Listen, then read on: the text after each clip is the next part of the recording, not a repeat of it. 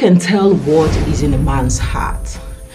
How then can a lady perceive what a man really is feeling for her? And should she just trust his words? Is that enough? Or she needs to build layers of protection for her heart? And really, these days, it goes beyond just heart. Should she build layers of protection for her heart? Should she also build another layer of protection for her own body? What if a man just wants to express his emotions and not love? When my emotions are assumed for love, what should I do as a man? These are actually tough questions, but you know what? We're going to find answers. And we're using the life of Amnon. If you know Amnon, Amnon is the son of David, Absalom half-brother. We're going to use Amnon to bring answers to this question and much more. In this Bible Facts today, we are answering a lot of questions about the male gender. In the last few Bible Facts episodes, I've talked about the men's perspective because I realized that there are few contents for men. We talked about Samson using the man's perspective. We also talked about Daniel. We also talked about Timothy. I'm going to link all these videos in this video today. And so, but today we want to uncover when a man's emotions is assumed for love by the other gender. Welcome to another Bible Facts episode, and today we're going to be exploring a Bible fact from the book of Samuel. The book of Samuel, we know it has two in one book. We have the first Samuel, and we also have the second Samuel. The first Samuel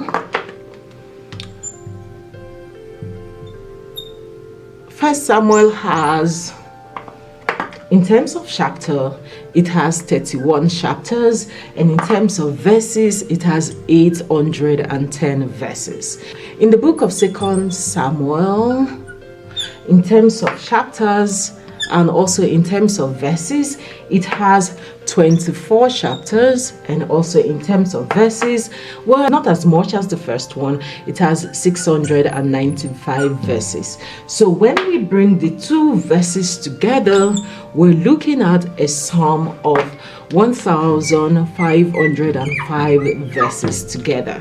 So that is the summary of the book of Samuel. But today's episode, our focus is from the book of 2 Samuel, chapter 13. Yes, that's going to be our focus for today. So, how do you know when love is sick? That's a quick question. It is not gender specific because the man can love and also the woman can love. But how then are you able to tell when this love is no longer healthy? When this love is no longer well, this love is now sick. How are you going to know? A quick question for us to know.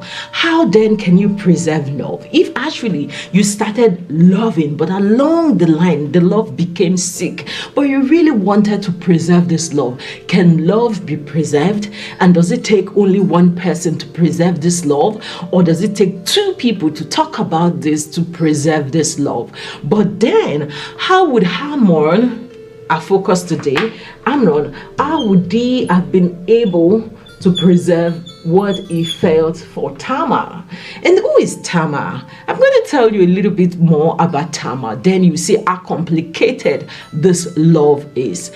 But you know what? Let us unpack this Amnon kind of love today and see whether he really loved Tamar or there was something else. First of all, actually, according to the scriptures in 2 Samuel chapter 13, Amnon loved Tamar. Let's leave it there.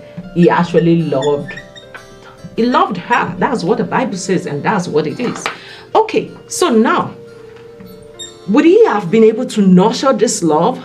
And is it what is acceptable in their tribe or in their family for him to marry his own half-sister? Well, that part I don't know, but if he had talked about it to the father or to the brother, would it have been better? Talking about it sometimes can preserve love. But let's see what happened to Amnon, because that's the subject for today.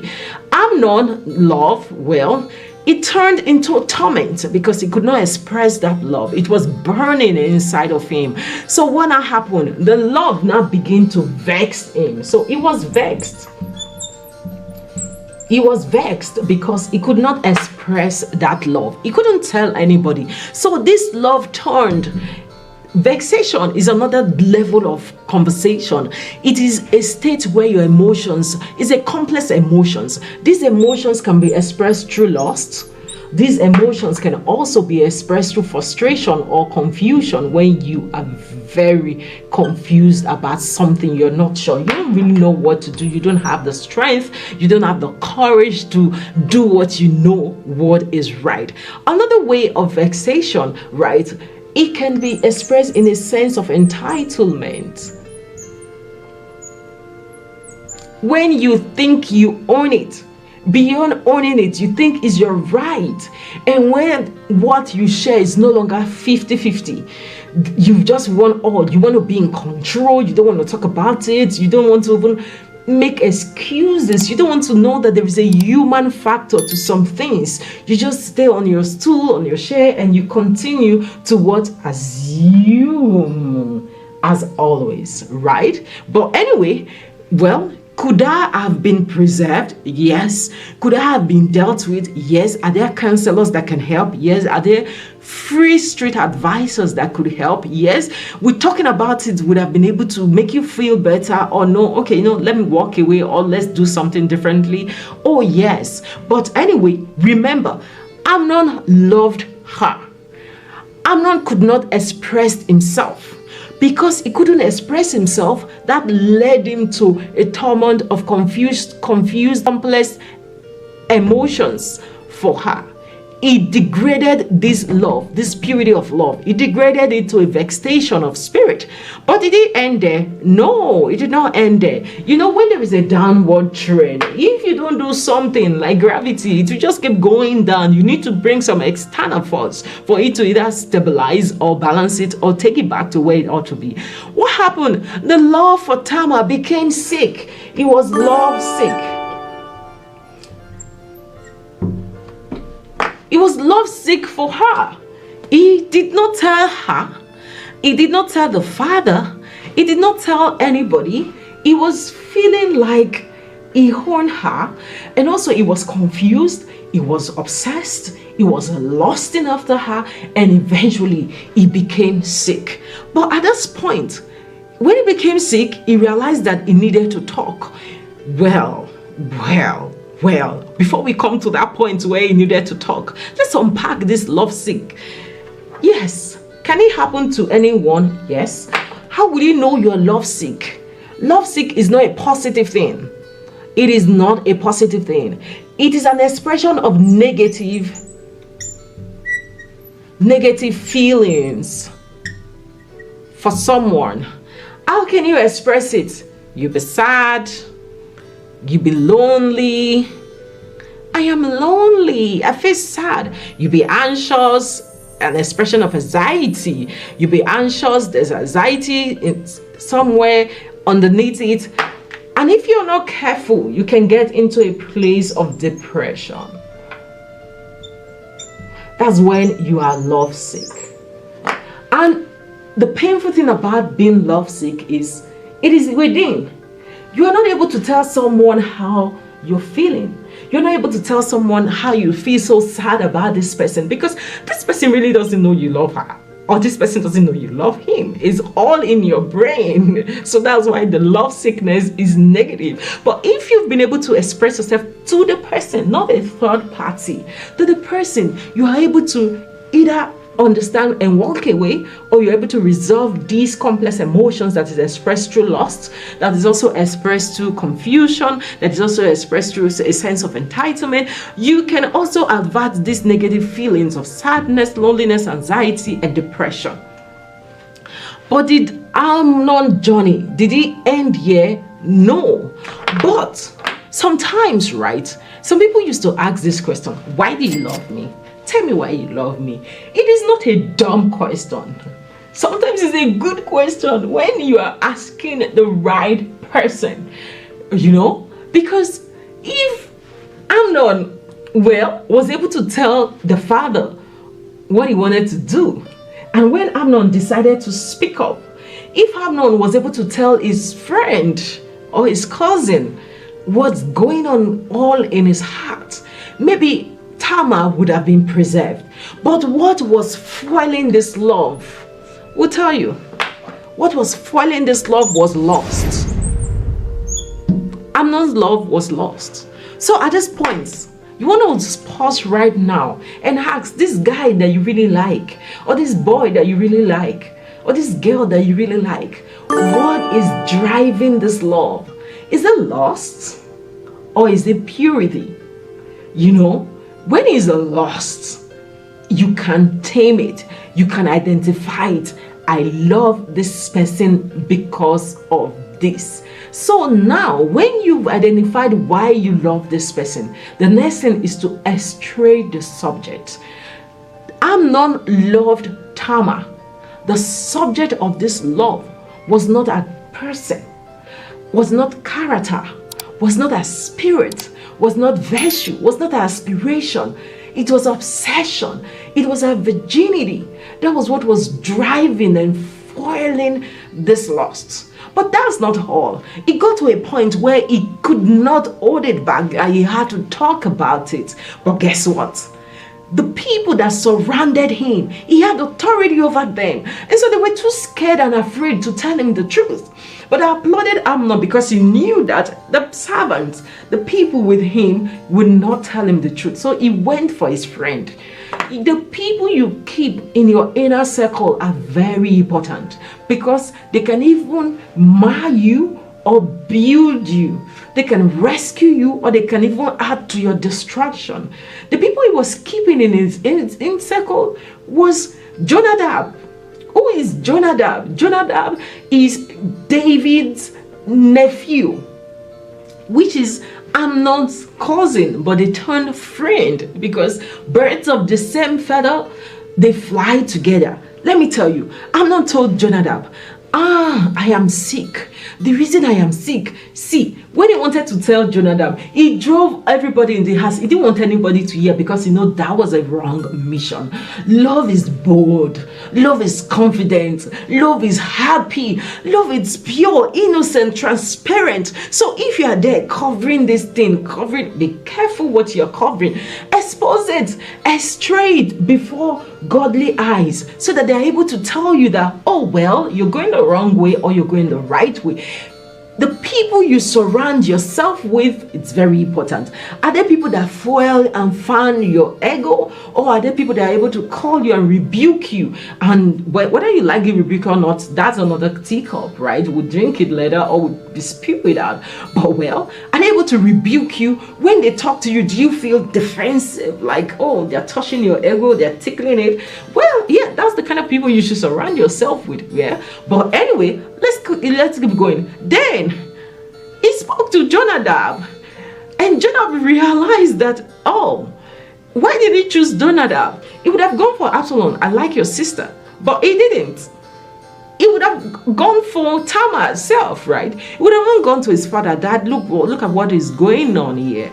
This love degraded, and so because it has degraded, he went for his friend. Like, this friend was subtle. Yes, what he said.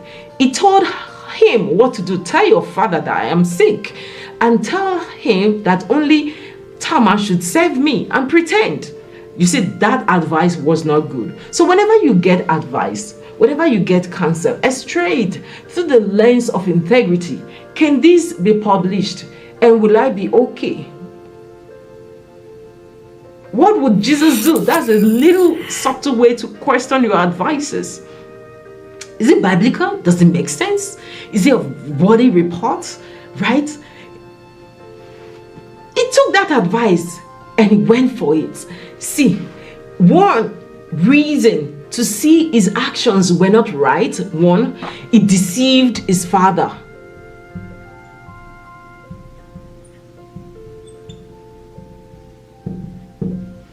He deceived David that he was sick, but he was not sick. And the next thing he did was, be careful of your request. The request that comes to you as a lady, be careful, estray it. Oh, let's go out for dinner by 8 p.m. Really? Is that a healthy request? When there's no eyes, to human eyes not to see. So analyze the request that you receive. Even if you have received it from people that you respect, don't just jump and start implementing it.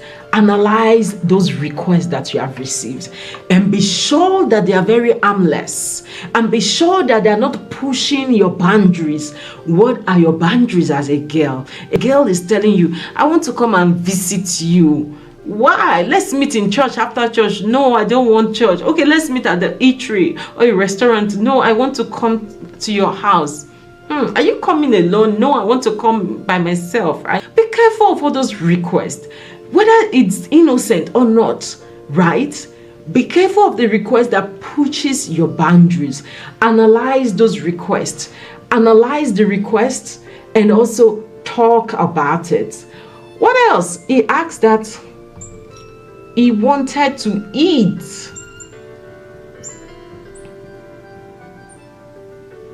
from our hands.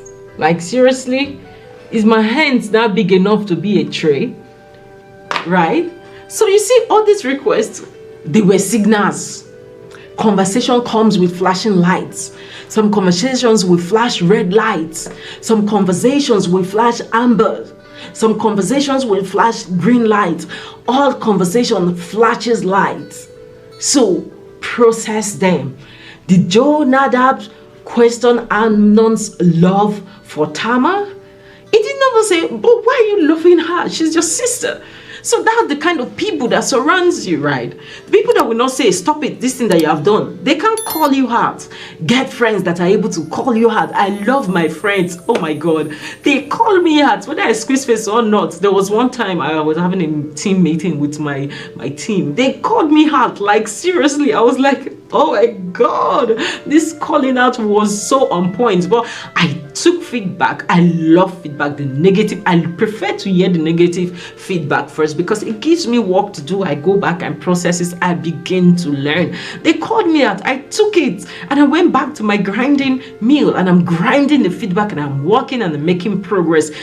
Be careful when your friends cannot call you out. All the conversations that you have had in a week, nobody spotted a bad behavior. Nobody subtly told you that, oh, this thing that you did was wrong. They are all applauding you. They are even joining you to castigate someone.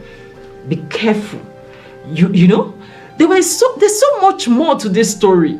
Tamar had an instinct. Did she use that instinct? Was Tamar warned by her father? Did Tamar even tell Absalom that this is what my dad has said? Amnon is being secretive. Tamar is being secretive. David is being... Everybody in this storyline, their lips are gummed. You see, and it did not end well for all of them. Open your mouth and speak up.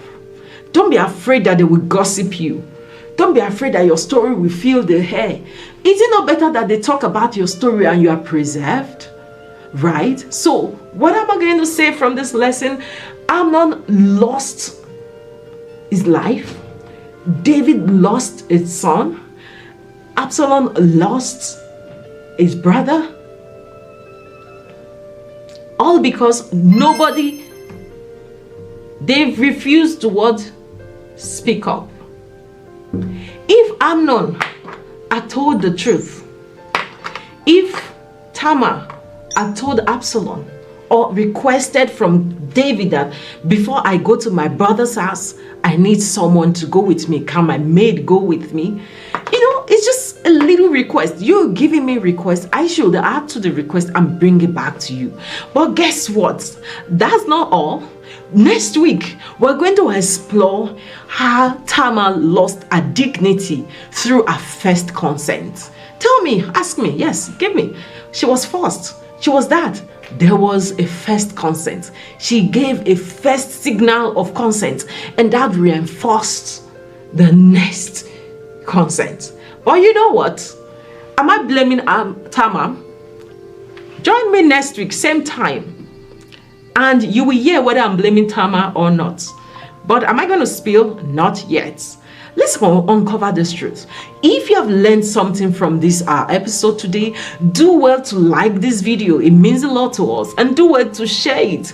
A youth, a teenager, a young adult might just be preserved by these conversations. Your support means a lot to me, and in these Bible facts, we bring real life Bible characters and relate it to real life Bible scenarios, and that is how we grow. As always, I always love to do this. Thank you so much for staying to this point, and God bless you.